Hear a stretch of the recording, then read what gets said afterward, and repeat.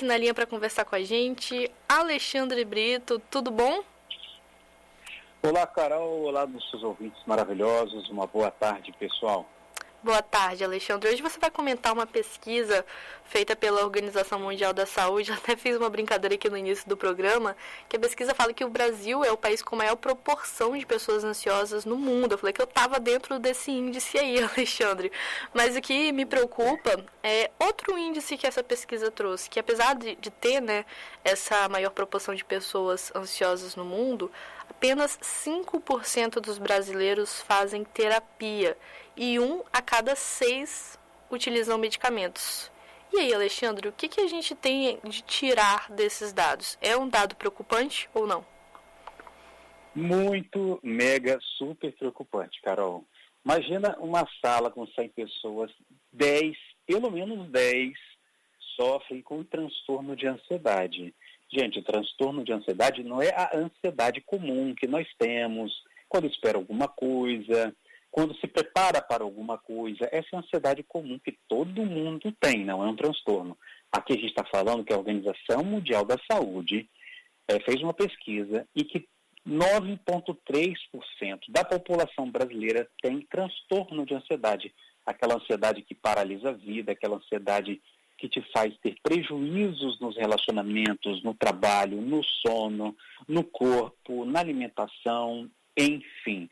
Isso é um grande problema. E o outro dado que a gente também traz aqui numa pesquisa feita pelo Instituto Cactus é que apenas 5%, olha só, hein, 5% das pessoas, dos brasileiros, fazem tratamento com psicoterapia, procuram algum profissional da psicologia para fazer o seu acompanhamento psicoterapêutico.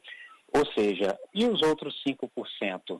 E também, olha só, hein, o que essa pesquisa traz? Que 19% das pessoas chegam a fazer uma consulta com um psicólogo, psicanalista, mas não passa de 5 encontros, então não continua no tratamento. Isso é um outro dado preocupante, porque o tratamento ele requer um engajamento, uma dedicação, mudanças de hábitos, né? Requer uma implicação no tratamento a um médio, dependendo do longo prazo também. Pode durar 6 meses, pode durar 1 ano, 2 anos, aí vai de cada pessoa. E, por último, mais um dado aqui, trazendo várias informações hoje. Daqui a pouco a gente conversa uma de cada vez. O outro é que, realmente, as pessoas estão fazendo o uso da medicação, né? 1 em cada 5 pessoas está fazendo uso da medicação, mas não faz o acompanhamento com um profissional. Muitas vezes é uma automedicação, é muito comum as pessoas pegarem medicação de alguém da família e usar, ou que um vizinho, um colega, um amigo indicou, né? Então, mas não faz o tratamento por meio da palavra, faz apenas esse tratamento, vamos dizer assim, medicamentoso, né? O que é um verdadeiro problema, viu, Carol? Eu queria perguntar para você justamente sobre esse índice tão pequeno de pessoas que fazem, de brasileiros, né? A gente está falando aqui a nível de Brasil, que fazem terapia. Existe algum motivo para isso, Alexandre? É a questão do preconceito mesmo, das pessoas acharem que isso... Tem muito disso, né, também, que as pessoas acharem que não querem ir para terapia porque não consideram que precisam, ou acham que é bobeira, ou acham que não é nada sério, e não quer assumir que de repente esteja passando por uma dificuldade, esteja passando por um transtorno. Tem muito dessa questão ainda, ou você acha que isso já é uma questão superada? Longe, Carol, muito longe de ser superada. Tem ainda muito preconceito em relação aos transtornos mentais, tem ainda muito estigma em relação a quem adoece, um adoecimento psicológico, um adoecimento da alma.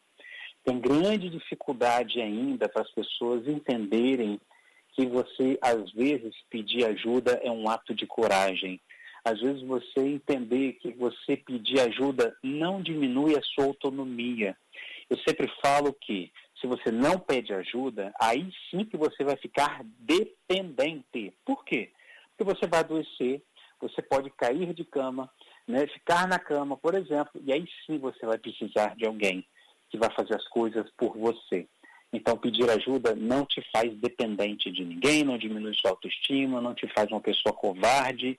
Pelo contrário, pedir ajuda é essencial. Então, as pessoas não estão pedindo ajuda porque não conhecem, não sabem, têm medo, têm estigma, preconceito. Era muito difícil, gerações anteriores, da década de 90, 80, 70, então, o quê? Não pedirem ajuda, terem essa dificuldade, porque a psicologia não tinha também esse trabalho de conhecimento no campo social, no sentido de um trabalho de levar conhecimento da psicologia para as pessoas. Exatamente o que a gente faz aqui, né, Carol? Tentar justamente desmistificar a psicologia, a saúde mental, a psicanálise, etc. Então, esses estigmas realmente dificultam. Algumas pessoas conhecem tão pouco, Carol, que pensam assim, bom, psicologia não é para mim, psicólogo é para coisa de rico, psicólogo é só para quem é louco, psicólogo é só para quem está doente, psicólogo é coisa de manicômio. Não tem nada a ver com isso.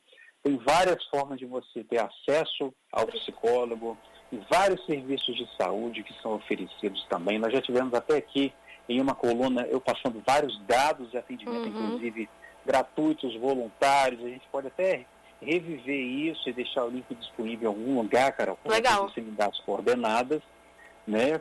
E a gente tem que entender, então, que existe sim essa possibilidade. Você pode fazer pelo plano de saúde particular, serviços de saúde que existem, universidades que oferecem um serviço também gratuito. Então, as pessoas, por desconhecimento, não se cuidam e só vão adoecendo. Então, tratamento psicológico é o quê, pessoal? Você não vai melhorar um transtorno mental com o tempo. Ele só piora com o tempo.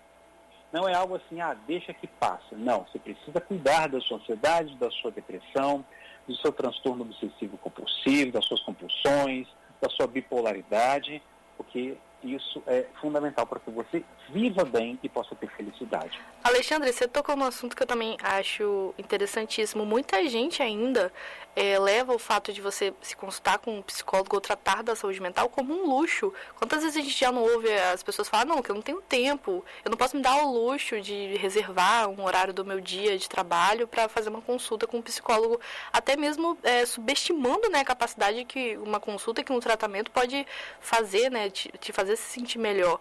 Então, acho que é muito disso também. Inclusive, tem participação aqui do nosso ouvinte, o Isaías. Ele falou, a primeira coisa sempre é aceitar que você tem algo e precisa resolver. E dele tem razão, né, Alexandre? Adorei essa participação, viu? Muito bem observado. Ele foi preciso como, né, bisturi. E muito bom as pessoas entenderem isso. Por quê, Carol? Isso que ele trouxe, é Isaías o nome? Isso, Isaías. O Isaías, né, trouxe o quê? Que às vezes a gente está em sofrimento, está em um adoecimento, e a gente nega. A gente começa a deixar para depois, você se deixa para depois, você nega. Às vezes até os amigos estão falando, olha, você está diferente, você não está bem, olha, eu estou sentindo isso. Às vezes os seus familiares falam, às vezes o seu companheiro ou companheira às vezes te dá um toque. Você percebe que você não é mais a mesma pessoa, não está dormindo bem, não rende como antes, tem muitas desconfianças, muitas inseguranças. Reconheça. Reconhecer é o primeiro passo, como trouxe o Isaías. Você reconhecer que você tem alguma dificuldade, algum problema, é a melhor maneira de você resolver o problema. Negar o problema não diminui o problema, pelo contrário, aumenta, né, o problema. Então, você conseguir reconhecer esse problema e procurar ajuda é essencial. Se você não sabe por onde começar a procurar ajuda, nós estamos abrindo canais aqui, né? Temos, nós que podemos orientar, vocês podem mandar aí mensagens por WhatsApp aqui da rádio, pode ver também em sites especializados, tem o site do Conselho Regional e Federal de Psicologia, tá? As universidades, então são meios que você consegue tirar suas dúvidas comigo mesmo, para que você consiga encontrar o mais adequado para você. Agora, Alexandre, antes da gente encerrar aqui a coluna de hoje, eu queria que você falasse a respeito da questão dos medicamentos, né? Que o Dado falou também que 1 a cada 6 utilizam medicamentos. Isso é por conta também da resistência de usar medicamentos para tratar condições psicológicas? Olha, pessoal, vamos lá falar da medicação, então, rapidamente. A medicação, ela é parceira de um tratamento psicológico. A medicação não é vilã, pelo contrário. ela ajuda demais em muitas condições psicológicas. Então, a medicação, você vai fazer o tratamento médico com, como eu já estou dizendo, um médico. Esse médico que vai te prescrever a medicação, que faz parceria com os psicólogos, é o psiquiatra. Então, o psiquiatra é uma pessoa que fez medicina, se especialização em psiquiatria e tem ali toda a competência para fazer um acompanhamento e uma terapia medicamentosa. Agora, só a procura pelo medicamento, que às vezes nem se dá com uma consulta com o psiquiatra, às vezes as pessoas usam a medicação, mas não querem falar dos seus problemas. Tem que andar junto isso, pessoal. Enfrentar os seus monstros não fazem com que ele cresça, faz com que eles diminuam. Você tenha mais controle sobre isso que te assombra. Você precisa falar. Falar não aumenta a dor, pelo contrário. Você começa a ter mais controle sobre ela e não o contrário, ela te dominando. Então, às vezes as pessoas usam a medicação, Carol, por causa desse dado, 1 em cada 6, pode ser para o quê? Tentar anestesiar a dor e não entrar em contato com ela. Às vezes as pessoas usam a medicação ou a automedicação para que elas tentem o quê? Justamente, às vezes até, no bom português, né, se dopar, vamos dizer assim, e tentar continuar com as atividades. Então, usa a medicação para lidar com uma coisa, depois toma outra medicação para lidar com a atenção, porque perdeu a atenção, outra para conseguir dormir, porque perdeu o sono, outra para acordar, porque está dormindo demais. Então, pessoal, tem que andar de mãos dadas. Então, eu acredito, Carol, que esse dado da medicação anda junto também com o dado de uso de álcool e outras drogas. Quando não tem acompanhamento médico, psiquiátrico e psicológico, as pessoas podem fazer o uso de medicação, álcool e outras drogas para tentar aliviar o problema, mas pode acontecer o contrário, agravar o problema. Acaba criando outro problema, né, também, Alexandre. Exatamente. Deixa aqui suas redes sociais, seus contatos, onde os ouvintes podem te encontrar. Pessoal, no Instagram, eu estou como Alexandre Brito e o meu arroba é @Alexandre_psicologia. Alexandre Brito, @Alexandre_psicologia.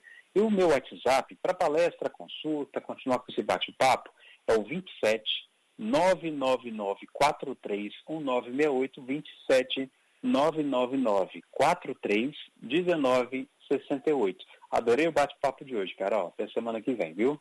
Valeu, Alexandre. Também gostei. Até semana que vem.